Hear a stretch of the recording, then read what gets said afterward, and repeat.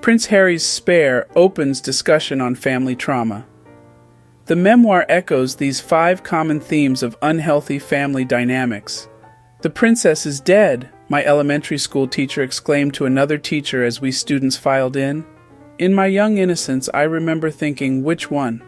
A fan of Disney movies, I emulated the Disney princesses Ariel and Jasmine for their inner strength and voices that shattered social and gender norms.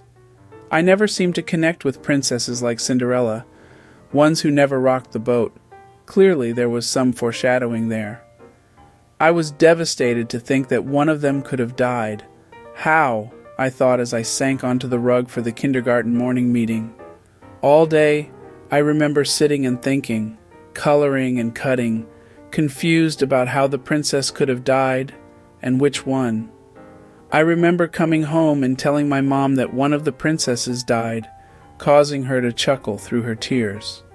It was that day in 1997 that I learned about the royal family and how they were real people, not the Disney characters I sang along with on our staticky television. I would learn much more in the coming years, as their stories would be on the cover of every news outlet and the front page of every newspaper and magazine. I remember seeing the 2 princes, both similar to my own age, and wondering how it was that they were a prince, and what did that mean for the animated images of princesses and princes that I had in my young mind.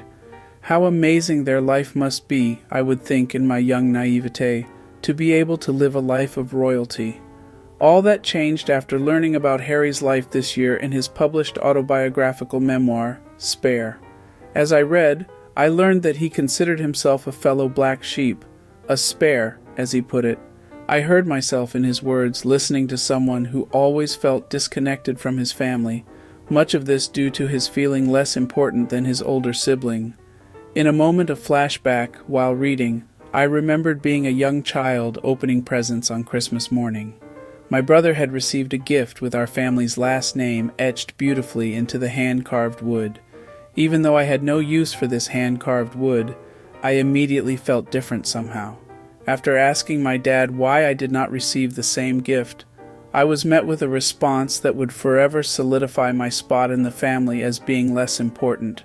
"Because he will carry on the family name," he said with annoyance as if it were obvious. Immediately I knew I was somehow less important because I was a girl, less powerful, unable to carry on our family's last name, which apparently was an important thing. I felt many feelings that I was unable to articulate, not having the words, the understanding, to know yet what it means to be second. Now, of course, I am nothing like the royal family. My experience of gender bias is not the same as the stories that fill Harry's memoir. But that feeling of being second best, of being the spare, resonates with so many of us who grew up in families where importance and preference was given to those who were considered more important.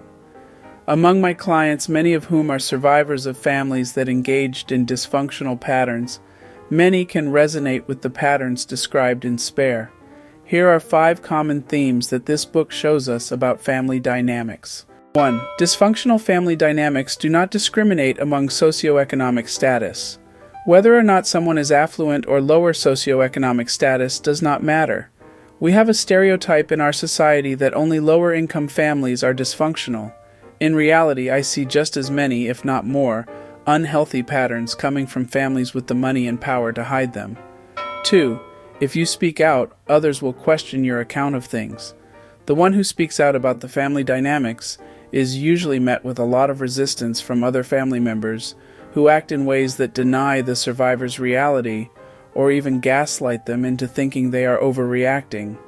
3. The family will be given the benefit of the doubt.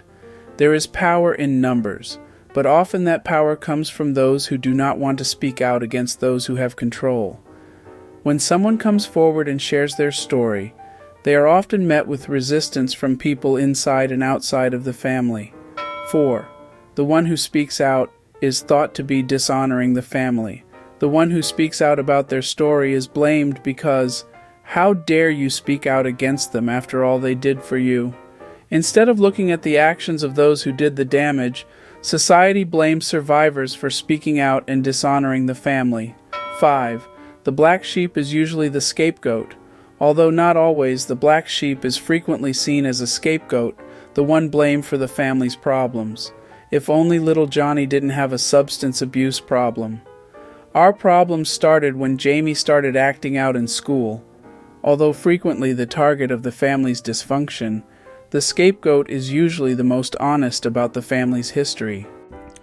That's it for now. Please like, subscribe, share, donate, etc.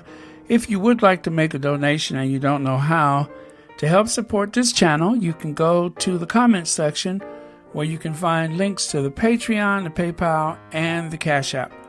Thanks for watching Royal Sussex.